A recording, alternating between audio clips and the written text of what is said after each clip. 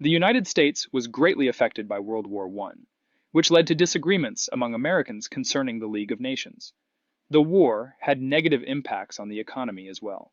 Upon their return from war, soldiers frequently assumed positions that were formerly occupied by women and minorities, resulting in unemployment for these particular groups. Furthermore, there was a widespread dissemination of xenophobic, nativist, and isolationist sentiments across the nation. A significant number of individuals grew wary of foreigners and developed a preference for withdrawing from international affairs, prioritizing domestic concerns instead. During this period, these feelings influenced the social and political situation in the United States. Following World War I, Americans experienced a growing fear of communism, which is an economic and political ideology that promotes government control over property in order to establish equality. In Russia, a forceful revolution occurred, resulting in the emergence of the communists, who were also referred to as Bolsheviks. Vladimir Lenin assumed leadership during this time. The establishment of a communist state in Russia resulted in demands for a global revolution to dismantle capitalism.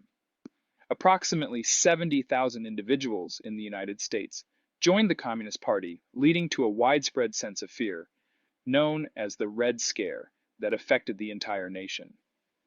Attorney General A. Mitchell Palmer and his agents actively searched for individuals believed to be communists, socialists, or anarchists, who held opposition towards all types of government.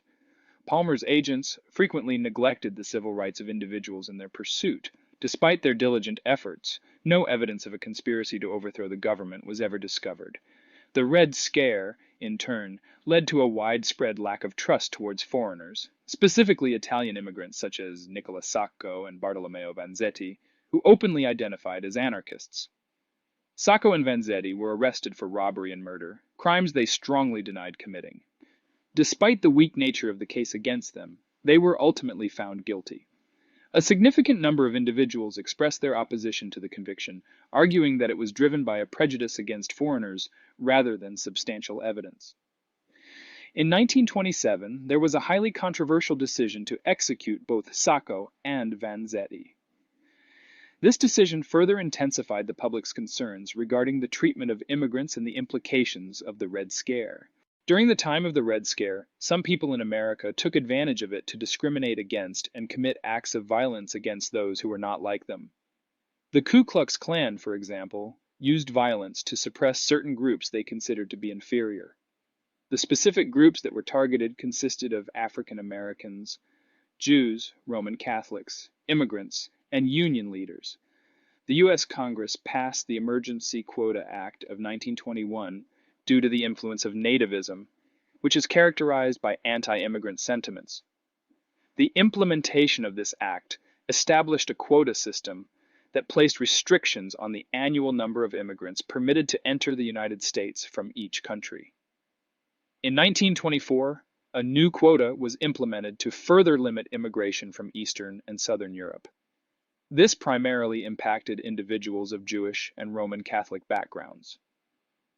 The law passed in 1924 also prohibited Japanese immigrants from entering. However, this policy did not extend to immigrants from the Western Hemisphere, including individuals from Canada and Mexico. These measures were a reflection of the prevalent attitudes of the time, which were biased against immigrants and aimed at excluding them. Strikes were avoided during World War I because they were considered potentially harmful to the war effort. Nevertheless, in the year 1919, a series of strikes occurred which demonstrated an increasing dissatisfaction among the labor force.